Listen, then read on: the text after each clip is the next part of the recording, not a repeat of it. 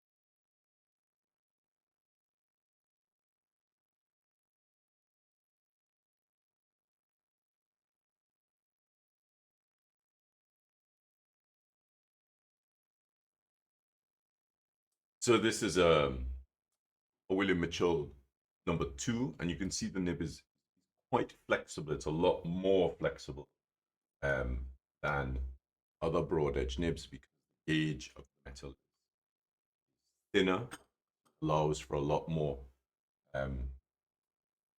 interaction. Okay. All right. So let's start with the flourishes. And you'll see a difference because I don't have to press really hard on them.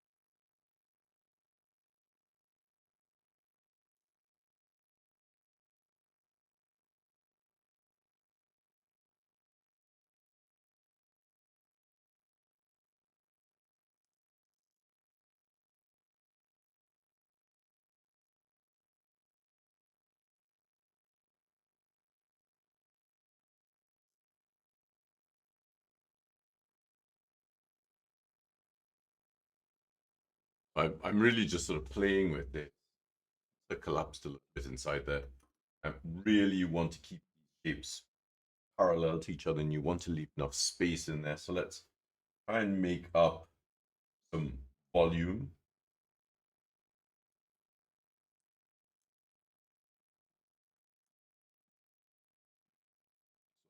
Add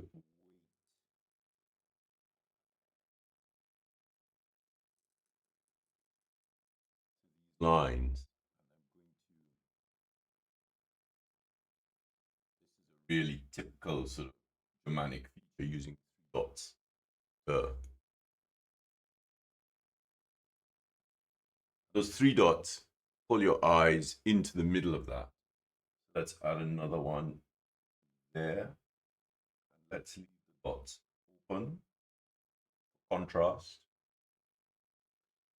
a little bit more weight at the top. Fortunately, that's pulled your eye away from there, which is great. And with the best planning, you could still end up with problems.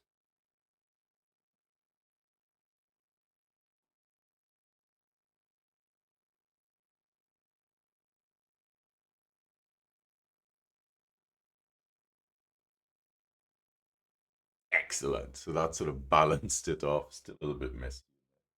And a little bit messy here. Let's try and flesh this out and create a really lovely sort of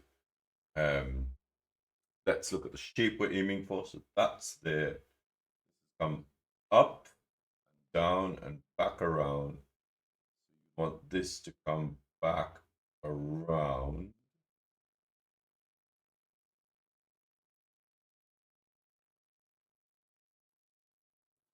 Of course, the nib will not do that in that position, so I have to turn the page.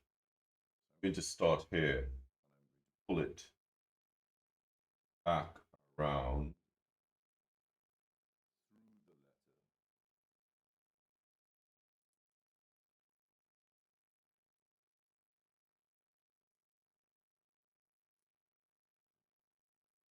created a hotspot there where these two lines overlapped each other. What I had to do was tie them together so it looks like a little bit of ironwork that you see in sort of medieval and Baroque decoration. Now let's bring this back up here.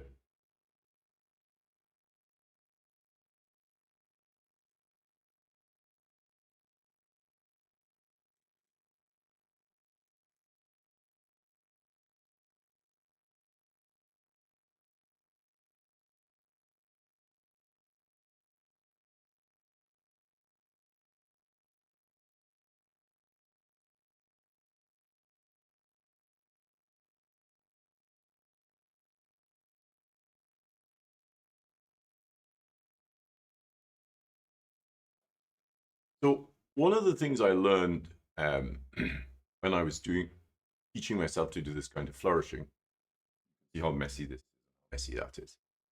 But that's balanced quite nicely. This I can add some more flourishes to. I can add some hairlines into this.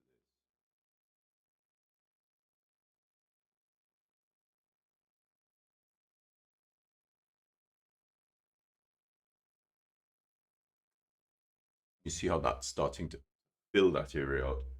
You can add a little bit of weight here.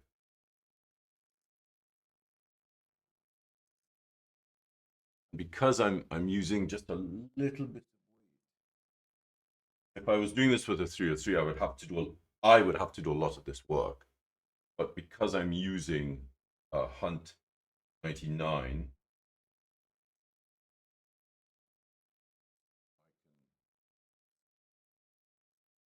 I can just touch it.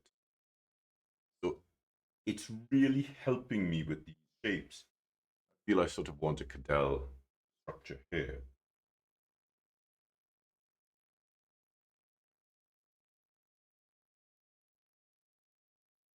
And I want to build one here opposite that, trying to mimic the space.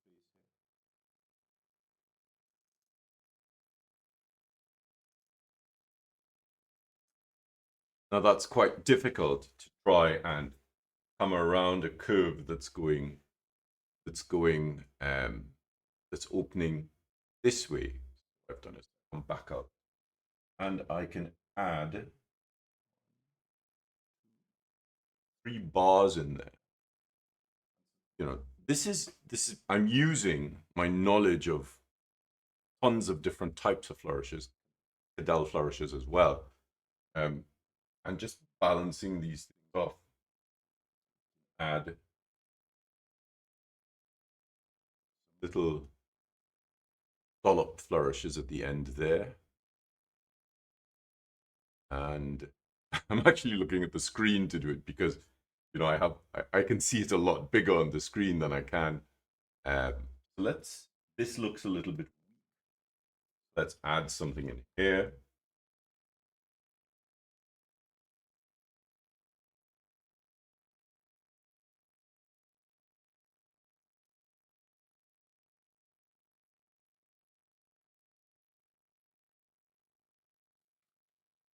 That sort of fills some of that space at the top.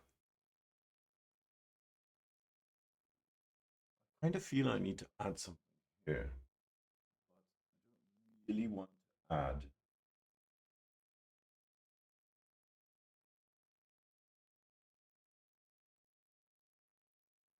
let's add some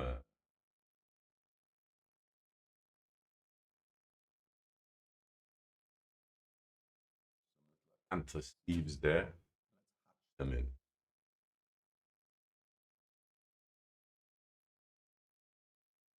Now the thing about this kind of hatching is I'm not looking at the lines that I'm hatching because I know I can do them. I'm just trying to make sure that they are equidistant from each other. Now the problem is I put that in and I kind of feel, oh, you need to add it in other places. Let's add an internal hatch here. And always do them in 3s and an external one at the top.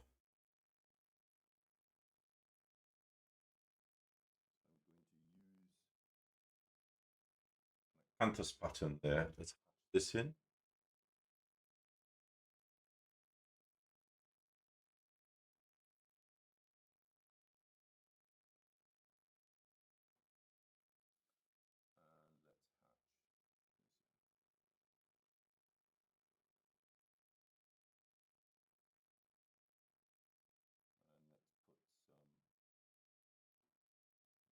Traction dollops there. You know what? I'm going to have to stop, otherwise we'll be here for hours, and we'll end up filling this whole page out. So let's sort of zoom in a little bit and actually look at the thing. So if I had to redo it, I would obviously plan it, but I'm quite glad that I didn't plan it, because I think a big part of this is knowing the subset of flourishes. And so this is one type of flourish, which is very simplistic, this kind of dollop flourish, as I call them. I call them dollops because it's like a little dollop rather than a teardrop, which is a little bit more constructed. That's more of a teardrop shape, or that's actually a circular shape. You could pull that into a teardrop. See that little acanthus twist there? So of course I have an acanthus for calligraphers class on the PAScribe scriptorium that goes through this kind of illustrative work. It's a really simplistic acanthus.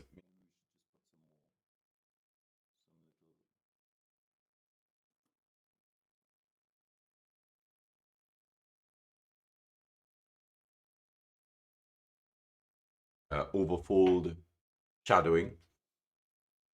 You could see what I did here, which is just not good. But you can see how I used that principle here to create a false sense of a Cadel, and I'm using loops to generate these Cadels, this Cadel-like shape. Saw how I used. Now, when I'm producing these hairlines, I'm not pressing, and the nib is sharp enough to allow for pressure, but it's also firm enough to stop you from pressing too hard. If you feel you are having to press hard to get the weight, then you're obviously already pressing too hard. And there's that hot spot. My aim was to come around and actually through here. Sometimes the couching pad I'm using sometimes pushes the nib in a certain direction. And as soon as that happened, I thought, well, let's go back through and tie them together so that you're actually creating a reason for that hot spot. So, oh, sorry, a little bit of fun there. So I will see you guys in. I will see some of you in Nashville on Friday for the lecture, and of course for Saturday and Sunday for the Flourishing, and for the Fraktur and Flourishing workshop. If you're interested in joining the workshop, by all means contact the Nashville Guild. I know we're already at 21 people in the class. I think they have space for a few more. So if you are interested, by all means join up. And if you know somebody who might be interested, by all means share this with them. Have a great day.